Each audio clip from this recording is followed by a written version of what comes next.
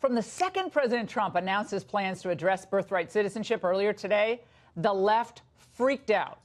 Now, here's what the president told Axios. We're the only country in the world where a person comes in, has a baby, and the baby is essentially a citizen of the United States for 85 years with all of those benefits. It's ridiculous. It's ridiculous. And it has to end. Have you talked about that with council? Yeah, I have. So where in the process? It's in the process. It'll happen with an executive order. An executive order. Now, predictably, Open Borders media types were quick to denounce the president and condemn his even raising the idea of ending birthright citizenship. As if we needed it, there's more evidence that immigration remains the president's animating issue. His new proposal to end birthright citizenship. He's talking about birthright citizenship, and I think he's done that just simply to inflame the issue. I mean, this is the hardline immigration message. The fear of immigrants changing the way of life of Americans. Really harkens back to some of the darkest chapters in America's history when in 1857, the Dred Scott decision. Well, move over Encyclopedia Britannica. Well, look, this is the default behavior of all those afflicted with Trump derangement syndrome when they're faced with an inconvenient truth. They demonize the president and just dismiss out of hand the issue. Heaven forbid we actually present the American people with a factual, unbiased presentation of the issues. Now, first of all, President Trump had already committed to ending birthright citizenship during the campaign. So aside from his mentioning the drafting of an executive order, the pathway to fulfilling this promise, hardly a newsflash. And why is this an important issue in the first place for the president and so many of his supporters, and I would dare say Democrats as well? A lot of it goes to the money. Consider the number of children born to illegals each year.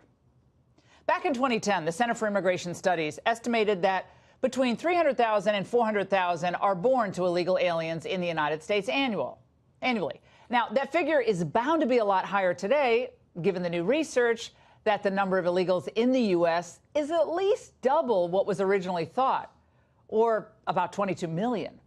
So let's conservatively say that 400,000 children are born every year in the United States to illegal immigrants. Well, those are people that hardworking U.S. taxpayers have to educate and for whom they provide health care and, in many cases, food stamps, obviously infrastructure, et cetera, et cetera. CIS estimates that the annual cost to the U.S. taxpayers of children born to illegal aliens is a staggering $2.4 billion. You think our vets and our homeless and our inner city schools could use that money? Maybe we could even pay down some of the debt. Well, to burrow down a little further, a 2015 CIS report found 51% of immigrant-headed households used at least one federal program: cash, food, housing, or medical care, compared to only 30% of native households. And we aren't just talking, by the way, about folks on visa overstays or who cross the border illegally. Many of you would be stunned to know that there are entire industries, both here and abroad, that are now devoted to gaming the birthright citizenship system.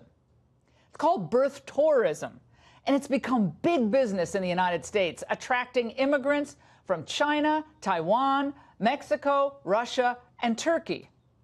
What they do is they purchase package deals where they can come to the U.S. as a visitor for a few months or several months and have their baby on American soil. For upwards of $50,000, these foreigners are guaranteed U.S. citizenship for their children. It's wild. And that furnishes them, of course, with preferential college treatment when the kids reach age 18. And they also can sponsor their parents for green cards on their 21st birthday. That's pretty nifty. Now, I'm sure this is what our founders intended when they were drafting the 14th Amendment, right? Now, contrary to what Obama and so many on the left are saying today, President Trump, by questioning this birthright citizenship, mantra, is provoking a conversation that I think is sorely needed in the country.